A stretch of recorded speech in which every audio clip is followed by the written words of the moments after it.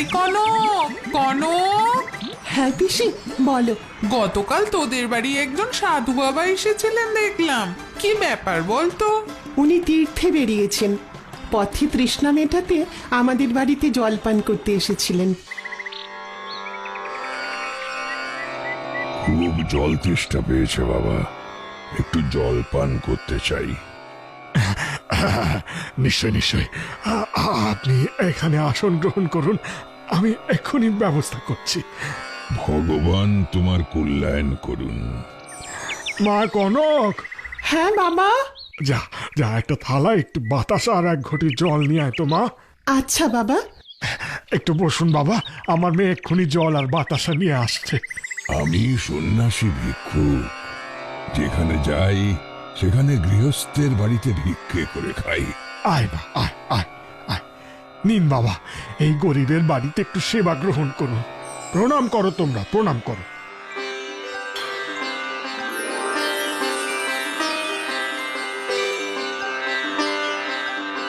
আমার মেয়েকে আশীর্বাদ করুন বাবা। তোমার সামনে সুদিন আসছে মা, তুমি রাজরানী হবে, তোমার কোলে রাজপুত্র জন্ম নেবে। তুমি তুমি শুনলে মন্ত্রী, ওই মেয়েটির কোলে রাজপুত্র জন্ম নেবে। তুমি আজই ওর বাড়িতে দুধ পাঠাও, আমি ওকেই বিয়ে করে প্রাসাদে নিয়ে যাব। বলছিলাম মহারাজ, আর একবার যদি একটু ভাবনা চিন্তা করতেন। আর একটাও কথা নয়, আমার আদেশ পালন করো। আগে রাজামশাই, আমি নিজে গিয়ে ওর বাড়িতে কথা বলবো।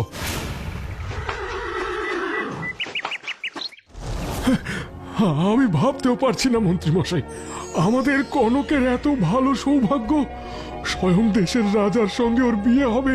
আমরা তো স্বপ্নেও কোনোদিন ভাবিনি। ঠাকুর আপনাদের দিকে মুখ তুলে তাকিয়েছেন, খুব শীঘ্রই আমাদের রাজকর্মচারীরা এসে বিয়ের সব ব্যবস্থা করে দিয়ে যাবেন। যত তাড়াতাড়ি সম্ভব রাজামশাই বিয়ে করতে চাইছেন। সেদিন পুকুর ঘাটে রাজামশাই আপনাদের মেয়েকে দেখেছেন, আর এও শুনেছেন যে আপনাদের মেয়ের কোলে রাজপুত্র জন্ম নেবে, তাই আর দেরি করা উচিত হবে না। ঠিক আছে, ঠিক আছে মন্ত্রী মশাই, যেমনটি আপনারা বলবেন তেমনটাই আমরা করব। তাহলে ওই কথাই রইল, আজ তাহলে আমি আসি। এরপর মহা ধুমধাম সমারোহে রাজার বিয়ে সম্পন্ন হলো। কনকলতা রাজপ্রাসাদে এলো, তাকে দেখে বড় রানী মালতী তো হিংসে জ্বলতে লাগলো। তারপর একদিন কনকের কোল আলো করে এলো নিকুঞ্জপুরের রাজকুমার। সেদিন জয় মহারাজের জয়। বলো, কি সংবাদ? ছোট রানী এইমাত্র রাজপুত্রের জন্ম দিলেন। এই সংবাদ শোনার জন্য আমার কান বহুদিনের অপেক্ষায় ছিল। মন্ত্রী, মন্ত্রী, সারা রাজ্য ফুলমালায় সাজিয়ে দাও, রাজপ্রাসাদে শঙ্খধ্বনি দিতে বলো, রাজ্যের সবাইকে আমন্ত্রণ জানাও, মহাভোজের আয়োজন করো। আগে মহারাজ, আমি এক্ষুনি যাচ্ছি। ওই ওই মনে হয় ছোট রানীর পুত্র সন্তান জন্ম নিয়েছে, তাই ঘন্টা আর শঙ্খ বাজছে। এবার ওই হবে রাজ্যের রাজমাতা, আর আর আমি হব দুরানী। না না না, এ আমি কিছুতেই হতে দিতে পারি না, কিছুতেই না। আজ রাতেই আমাকে সব ব্যবস্থা করতে হবে। রত্না। হ্যাঁ রানীমা, একদম ঠিক বলেছেন। শোন, তোকে চুপি চুপি একটা কাজ করতে হবে। বলুন রানীমা। কাজটা খুবই সাবধানে করতে হবে, যেন কাক পক্ষীতেও টের না পায়। আপনি এই বিষয়ে কোনো চিন্তা করবেন না রানীমা। রত্না, চুপি চুপি ছোট রানীর ঘরে যাবি, রাজকুমারকে নিয়ে প্রাসাদের বাইরে বেরিয়ে যাবি, আর তারপর প্রাসাদের একটু দূরে যে জলাশয় আছে সেখানে ফেলে দিবি। কি বলছেন রানীমা? আমি যা বলছি তাই কর, চুপচাপ। তোকে অনেক সোনা দেব, আর যদি না করিস তোকে এক্ষুনি প্রাসাদ থেকে বের করে দেব। ঠিক আছে, ঠিক আছে রানীমা, সবাই যখন ঘুমোবে তখন আমি কাজ সেরে ফেলবো। বেশ।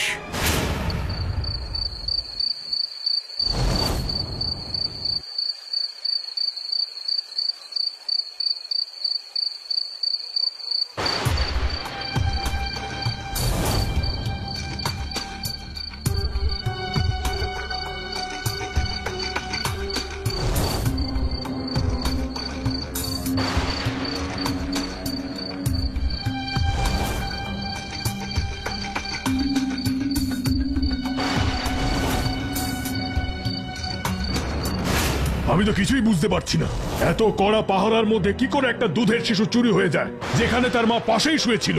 আমিও তো সেটাই ভাবছি মহারাজ, এই প্রাসাদের মধ্যে কেউ। প্রাসাদের মধ্যে? না না না, এ হতেই পারে না। এখানে এমন ধৃষ্টতা করার সাহস কারণ নেই, বরং আমার তো মনে হচ্ছে এর মধ্যে তোমারই হাত। না, এ আপনি কি বলছেন মহারাজ? তুমি জানতে আমি পুত্র সন্তানের জন্য ব্যাকুল হয়ে আছি। সত্যি করে বলো তো, কি লুকোচ্ছ আমার কাছে? রাজামশাই, আসলে একটা কথা আপনাকে ভয়ে সেদিন বলতে পারিনি। কি কথা? আপনি সেদিন জলাশয়ের ধারে বসে শুনেছিলেন যে আমার কোলে পুত্র সন্তান জন্ম নেবে, তাই তো? হ্যাঁ, শুনেছিলাম। কিন্তু তারপরের কথাগুলো যা সন্ন্যাসী আমাকে বলেছিলেন সেগুলো আপনার শোনা হয়নি, আর আমিও আপনাকে বলতে পারিনি। কি কথা শুনি?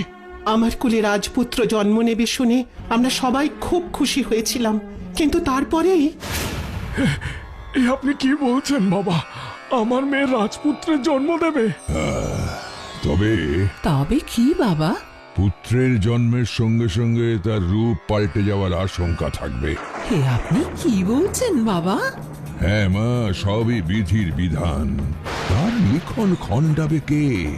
সে বেঁচে থাকবে অন্য রূপে।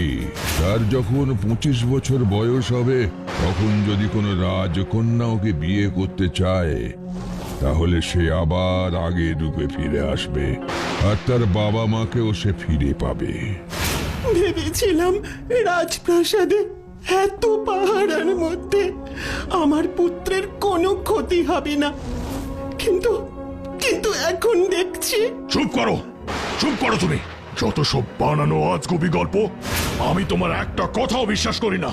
আমি আপনাকে একটুও মিথ্যে বলিনি, যা সত্যি তাই বললাম। তুমি আমার সঙ্গে প্রতারণা করেছো, আমি তোমার গর্দান নেব। তাহলে তাহলে আমাকে 25 বছর সময় দিন মহারাজ। সন্ন্যাসীর কথা মতো যদি 25 বছর পর কোনো রাজকুমারী আমার পুত্রকে বিয়ে করতে রাজি হয়, তাহলে আমার রাজপুত্র আবার তার আসল রূপে আমাদের কাছে ফিরে আসবে। বেশ বেশ, তাহলে তাই হোক। আমি 25 বছর সময় দিলাম, যথাসময় আমি রাজকন্যার ব্যবস্থাও করব। কিন্তু তখনও যদি তোমার কথা সত্যি না হয়, তাহলে গর্দান দেবার জন্য প্রস্তুত থেকো। ঠিক আছে, ঠিক আছে রাজামশাই। আর শোনো, ততদিন তুমি এই প্রাসাদে থাকবে না। থাকবে প্রাসাদ থেকে দূরে ওই যে জলাশয় আছে, তার পাশে আমার একটা মহল আছে, সেখানে তোমার সঙ্গে একজন পরিচারিকাও থাকবে। বেশ বেশ, তাই হবে মহারাজ। কি বলছিস তুই? সোনালী রঙের মাছ?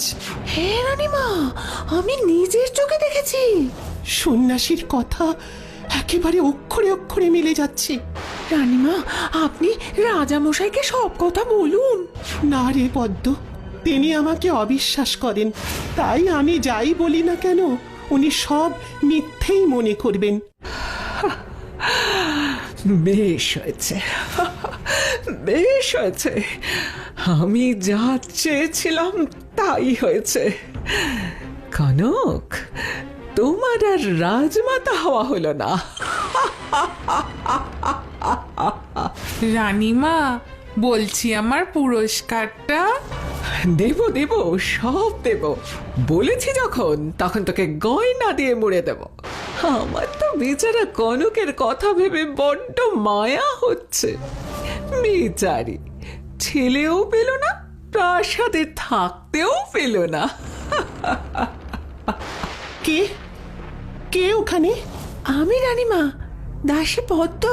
আমাকে আর রানীমা বলো না। না রানীমা, ও কথা বলবেন না। তাছাড়া আর কি বলবো? যার ছেলে জন্মের দিনই তার কোল থেকে হারিয়ে যায়, সে অভাগী ছাড়া আর কিচ্ছু না। মানে আমি একটা কথা জানি। কি কথা? আমরা তো প্রাসাদের মধ্যেই থাকি।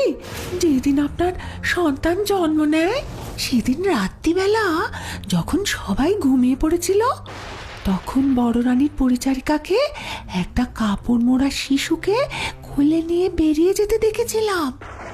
আমি তখন বারান্দার কোণের ঘরের জানলা বন্ধ করছিলাম। আমার দেখে সন্দেহ হয়, তাই আমি ওর পেছন পেছন যাই।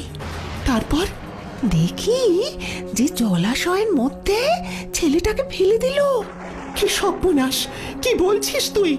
হে রানীমা, হে, আমি নিজের চোখে দেখেছি। তার মানে বড় রানী আমার প্রতি হিংসেতে এই জঘন্য কাজটা করেছেন? কিন্তু রানীমা, একটা অদ্ভুত জিনিস হয়েছে। কি? আঁচল থেকে বের করে জলে ফেলতেই বাচ্চাটা। যাক বাবা, আমার কাজ শেষ। কেউ এদিকে আসার আগে আমি চলে যাই।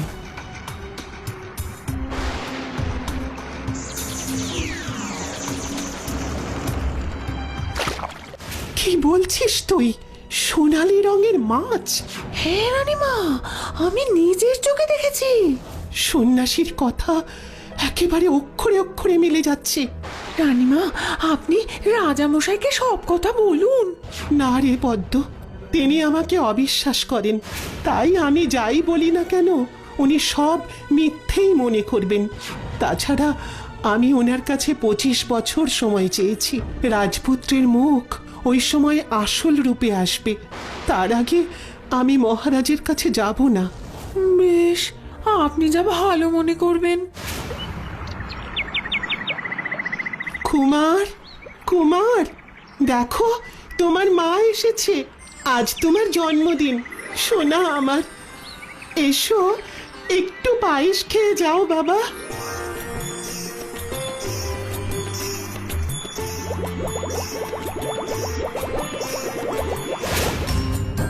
প্রতি বছর জন্মদিনের দিন কনক এইভাবে তার কুমারকে এসে পায়েস খাইয়ে যায়। এইভাবেই কেটে যায় 24 বছর। রাজামশাইও কিছু জানতে পারেন না। কিন্তু একদিন জলাশয়ে কনক মাছকে পায়েস খাওয়াচ্ছে, পেছনে দাঁড়িয়ে আছে পদ্ম। এই দৃশ্য দূর থেকে রত্না লক্ষ্য করে। ও আচ্ছা, এই ব্যাপার। যাই গিয়ে রানীমাকে খবরটা দিই। কি বলছিস তুই রত্না? তার মানে রাজকুমার এখনো মরেনি? সে মাছ হয়ে জলাশয়ে রয়েছে? হ্যাঁ রানীমা। বেশ, মহারাজকে খবর দে। বড় রানীমা ওই জলাশয়ে একটা সোনালী মাছ দেখেছে। সেই মাছটা রানীমা খেতে চান। মহারাজ যেন মাছটাকে ধরে আনার ব্যবস্থা করেন। ঠিক আছে রানীমা। রানীমা, রানীমা, সর্বনাশ হয়ে গেছে, সর্বনাশ হয়ে গেছে। কি হয়েছে? বড় রানীর ইচ্ছেতে মহারাজ ওই জলাশয়ে জাল ফেলার নির্দেশ দিয়েছেন। বড় রানীর ওই সোনালী মাছ খাওয়ার ইচ্ছে হয়েছে রানীমা। হায় ভগবান, কি হবে এবার? রানীমা, আমি বরং কুমারকে হাঁড়ি করে নদীতে দিয়ে আসি। হ্যাঁ, নইলে কুমার ধরা পড়ে যাবে। তাই কর, কপালে যা আছে তাই হবে। আমি আসি রানীমা।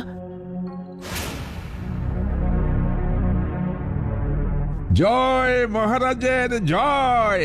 কি খবর মন্ত্রী? আমার আদেশ পালন করা হয়েছে? মাছ কি পাওয়া গেছে? আগে মহারাজ, আপনার আদেশ মতো জাল ফেলা হয়েছিল জলাশয়ে, কিন্তু কোনো মাছ তো পাওয়া যায়নি। সে কি কথা? হ্যাঁ মহারাজ, আর জেলেরা বলছে তারা কোনোদিন ওই রকম কোনো মাছ জলাশয়ে দেখেনি। কিন্তু বড় রানী যে বলল। জয় মহারাজের জয়। বলো দূত, কি সংবাদ? ছোট রানীমা বার্তা পাঠিয়েছেন। কি বার্তা? ছোট রানী বলেছেন যে আপনি যেন রাজকুমারের জন্য রাজকুমারীর ব্যবস্থা করেন, কারণ 25 বছর প্রায় পূর্ণ হতে চলল। 25 বছর? হ্যাঁ হ্যাঁ, ঠিকই তো। ছোট রানী আমায় বলেছিল। তার মানে কি আমার রাজকুমার বেঁচে আছে? আর ছোট রানী সেটা জানে? মন্ত্রী, দেখো তো কোনো ভালো রাজকুমারীর সন্ধান পাও কিনা। হ্যাঁ মহারাজ, আমি একজন বিবাহযোগ্য রাজকুমারীর সন্ধান জানি। ওই দিগন্তপুরের রাজকুমারী বসুন্ধরা। বেশ, তাহলে তার সাথেই রাজকুমারের বিবাহ দেবার ব্যবস্থা করো। আর ছোট রানীকে খবর পাঠাও যে রাজকুমারীর ব্যবস্থা হয়ে গেছে। কিন্তু যদি যুবরাজের মুখ না দেখতে পাই, তাহলে কথা মতো ছোট রানীর গর্দান নেব। আজ 25 বছর পূর্ণ হয়ে গেল, কিন্তু তুমি আমার রাজকুমারের মুখ দেখাতে পারলে না। আমার সাথে ছলনা করার একটাই শাস্তি। হ্যাঁ, আজ তোমার গর্দান নিলে তবেই আমি শান্তি পাবো। দাঁড়াও! আমার মাকে ছেড়ে দিন আমার মাকে। আমার কুমার, এসেছিস বাবা? রাজকুমার, রাজকুমার, কোথায় গেলে সোনা আমার? তোমার মা এসেছে। এই নদীতেই ভাসিয়েছিলাম রানীমা। মহারাজ তো রাজকুমারীর সন্ধান পেয়ে গেছেন। এখন যদি রাজকুমারকে খুঁজে না পাওয়া যায় তাহলে অনর্থ হয়ে যাবে।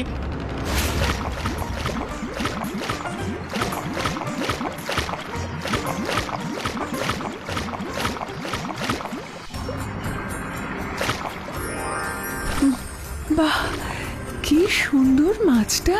ওমা, তাই তো। আমি যদি মানুষ না হয়ে মাছ হতাম তাহলে এই সুন্দর সোনালী মাছটাকেই বিয়ে করতাম, আর ওর সাথে এক নদী থেকে অন্য নদীতে ঘুরে বেড়াতাম।